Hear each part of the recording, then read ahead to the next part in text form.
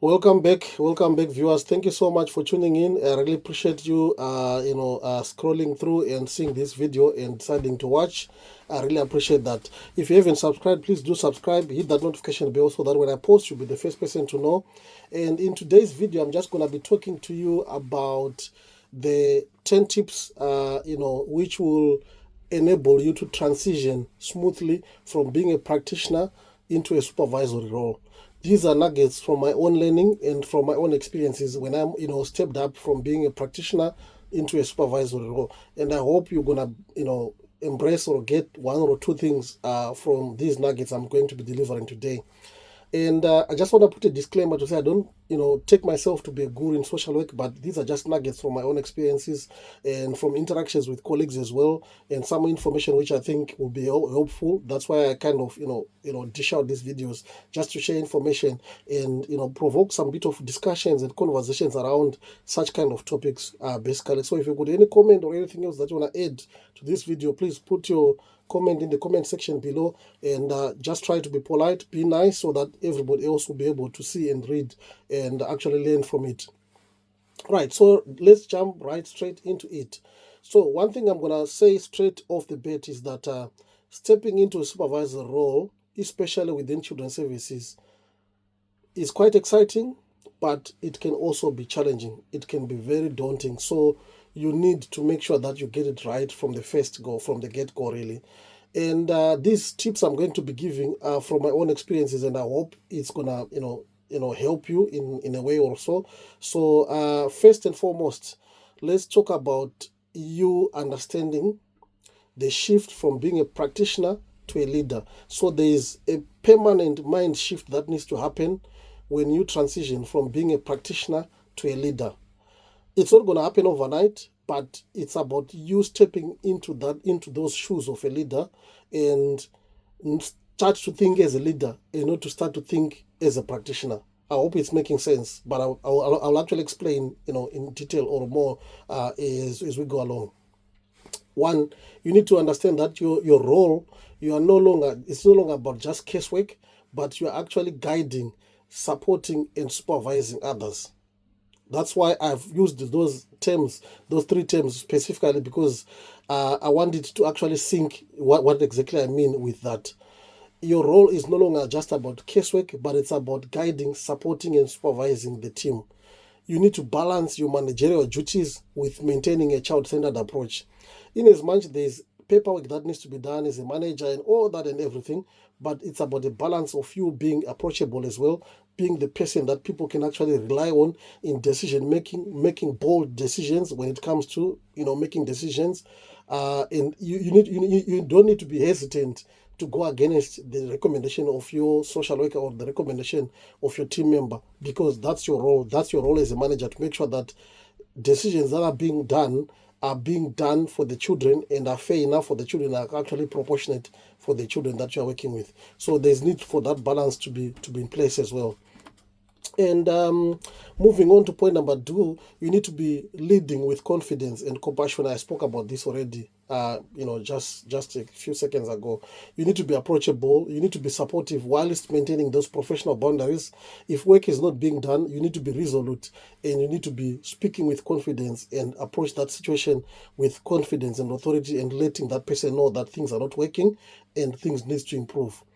And one thing I'll also say about this is, in you as a leader, you need to be modeling the values, the behaviors, and the attitude and the conduct that you want to see within your staff members, or that you are expecting from your team. That's really, really important, and quite important as well. Point number three is to develop strong supervision skills. What do I mean by this? It's not going to come overnight for you to be a supervisor. You need to develop some of the supervisory skills that you need to be adopting, or that you need to have for you to excel within your role.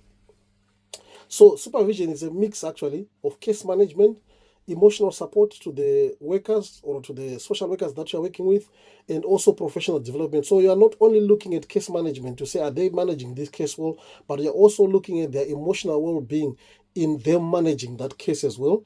You are also looking at their professional development in managing that case. Is there things that they could have done better? Is there something that could have been done in another way? Those are the things that you need to be looking at as well.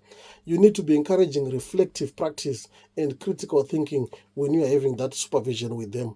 And you need to be sometimes, even though you know what needs to be done, give them the task of finding, or give them the task of saying what it is that you need, that they think they need to see happening, or that they think should be the ideal thing to be happening from that situation. So you need to be empowering them to make sure that they're independent thinkers in their own right, rather than them relying on you in making decisions. My motto is, you are a qualified social worker. Go out there, do what you need to do, and let's have a conversation about the recommendations you've made, the decisions you are recommending, and the rationale for those decisions. If I agree, fine, let's move on. If I don't agree, I'll tell you, no, I think we need to do A, B, C, and D, and then we move on. But in that way, I think it's also empowering.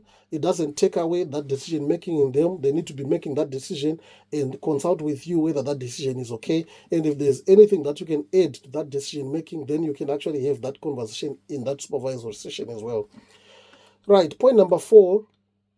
As a manager, you need to know your policies. If you're not sure, it doesn't necessarily mean as a manager you know everything. You need to be mindful about that. It doesn't necessarily mean that because you've just stepped up to be a supervisor, you know everything. No, sometimes your social workers may know some other things that you don't even know, especially if you're new to that team, if you're new to that area, if you're new to that local authority. There are things there are few nuances that you may not necessarily know, even though you know much about management and so forth.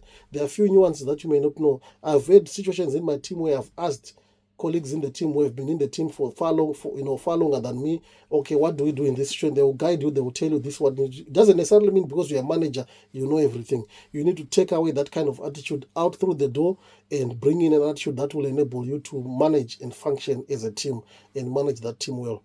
So you need to know your policies, you need to know your procedures, you need to know the legal frameworks. Those are some of the most basic things that you need to know, and you need to stay updated about those things as well. Most of the policies that we do use, you can subscribe to them. Whenever they have a policy change or an additional thing added to it, they will notify you straight away through email, so you can actually do that. Remember, your job as a manager is to guide your team in making legally sound decisions and ethical decisions at the end of the day. And you as a manager, you are rubber stamping all those decisions as we go along our way. That's why you need to be signing off assessment and stuff like that. So you need to be clued up, you need to be knowing all those cases in and out, basically. Point number 5, you need to be proactive in decision making, because remember, as a manager, you are there to make decisions. Sometimes decisions with which social workers may not necessarily be happy with, sometimes decisions which people may not necessarily be happy with, but you need to be making those decisions as well. So it's really important to make sure that your team can rely with you. You need to be reliable, you need to be dependable, and you need to be decisive, you need to be fair, but you need to be evidence-based in terms of decision making. If it's to do with things that you are seeing, your decision needs to be based on what you are observing, on what you are being, or the things that you're actually seeing on that particular case. But also could be based on history, could be based on other things that are actually unraveling. Remember, cases do unravel. A week or a day is quite a long time in social work, and things do change on a daily basis, really. You need to trust your professional judgment while remaining open to advice. What do I mean by that? It doesn't, remember I spoke about you being a manager, but it doesn't necessarily mean that you know everything. If a worker comes back to you and say, but I think the decision we made on this and this, reflect on that. You need to be a reflective manager as well. That will actually help you to grow as a practitioner or as a manager as well. Point number 6, you need to manage workloads efficiently, making sure that work is being done in the time skills, data, you send it out, on time, and making sure that people are aware of what their data looks like, are aware of their time scales and so forth.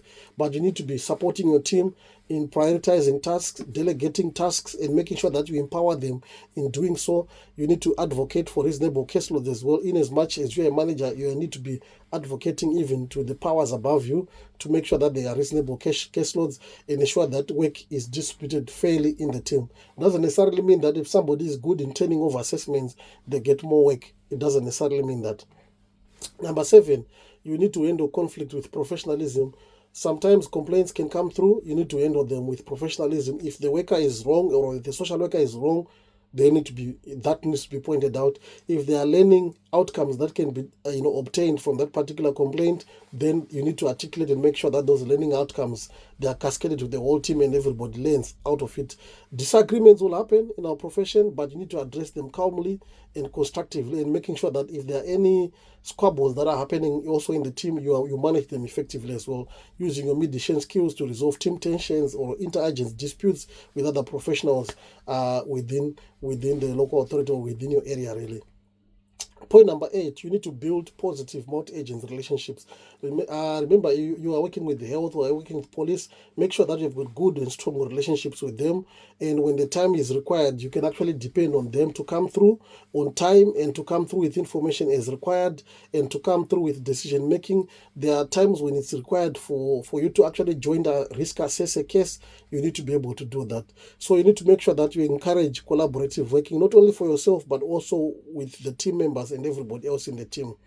Invest in your own development. If there are trainings that you need to be attending, do attend. Leadership skills take time to develop. That's one thing you need to know. I spoke about this earlier on. Seek mentorship, seek training, seek peer support from other managers so that you can actually enhance your management skills. You can enhance your skills as well. Reflect on your practice and continuously improve yourself in making sure that you're actually the best, the best that you can be. Point number 10, you need to look after yourself. Work-life balance is quite important. If there are things that you do enjoy after work, please make sure that you do enjoy them. Supervisory roles do come with their own pressures, and sometimes you need to know how to prioritize well. If you don't have capacity, don't take on things that you can't manage. Don't take on challenges or responsibilities that you can't manage or that you can't do. Set boundaries, take breaks, seek support when needed.